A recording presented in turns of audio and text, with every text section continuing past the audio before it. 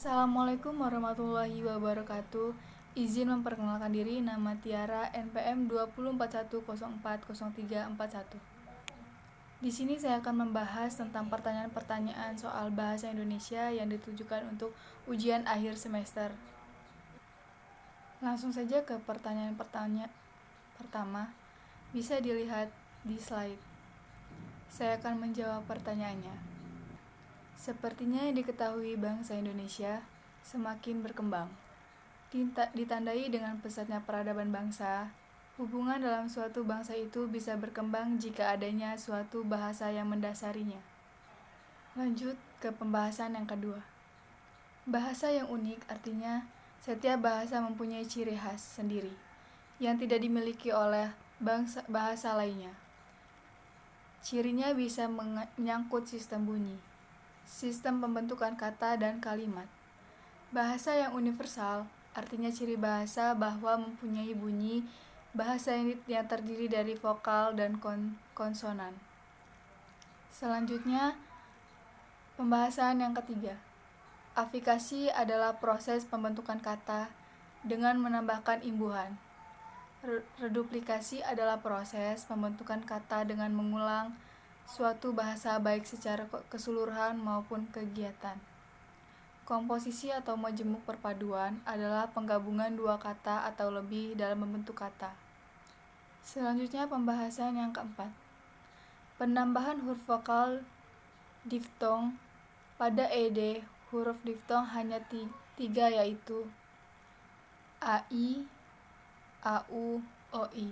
Sedangkan pada ebi huruf diftong ditambah satu, yaitu ei, misalnya pada kata geyser dan survei.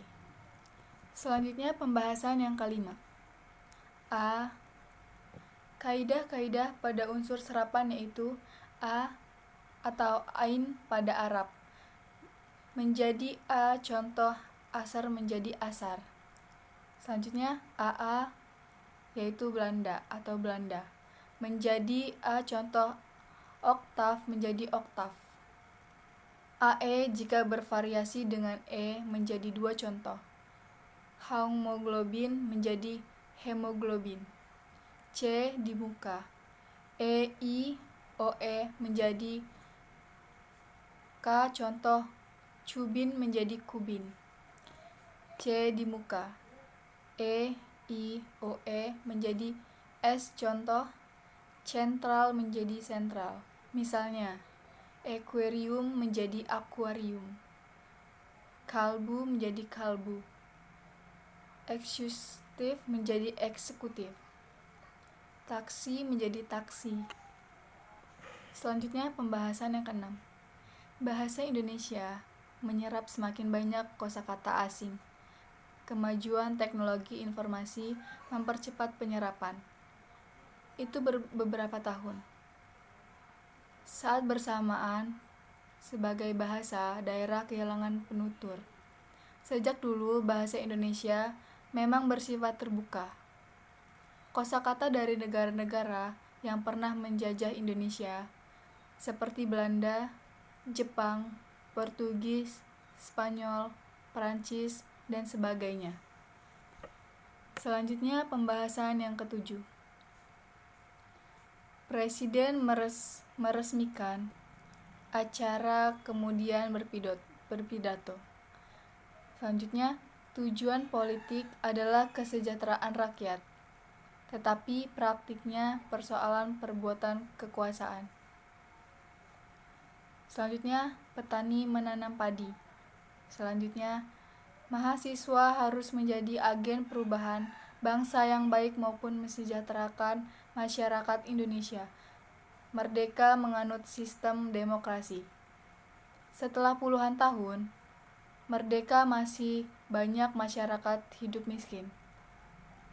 Selanjutnya, pertikaian selain membuat suasana di antara dua pihak tidak kondusif, juga membuat mereka rugi. Pembahasan yang ke-8.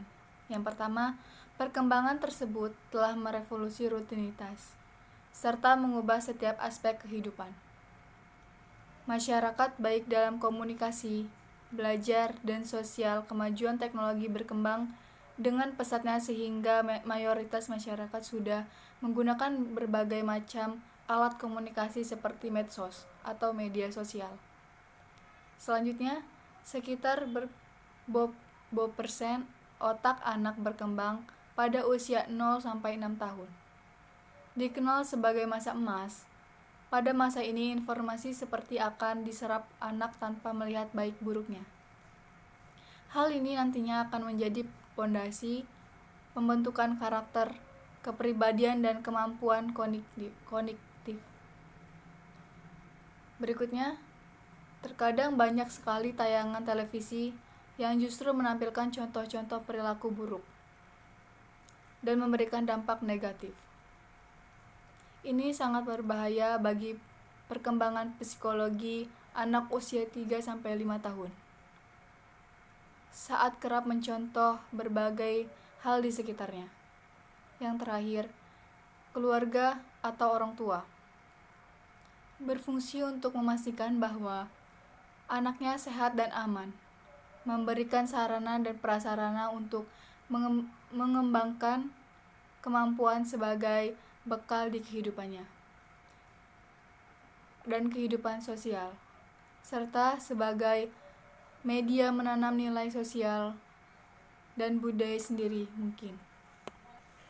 Selanjutnya pembahasan ke-9, yaitu karya ilmiah adalah karya tulis yang mengkajikan gagasan, deskripsi, atau pemecahan masalah secara sistematis, disajikan secara objektif dan jujur, dengan menggunakan bahasa baku, serta didukung oleh fakta, teori, dan bukti-bukti empirik.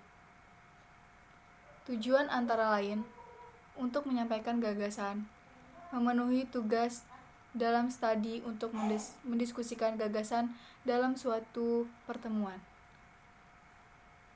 mengikuti perlombaan, dan sebagainya.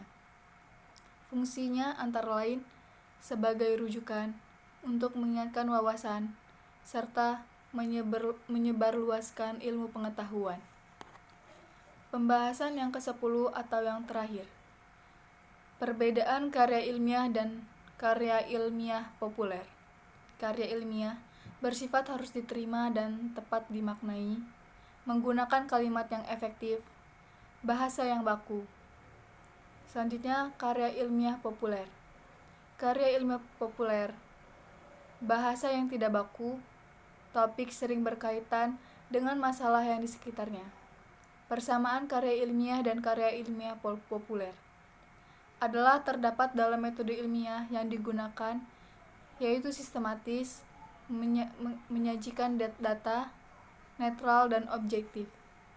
Baik, sekian pembahasan dari saya. Apabila ada salah-salah kata, mohon untuk dimaklumi dan dimaafkan. Saya akhiri. Wassalamualaikum warahmatullahi wabarakatuh.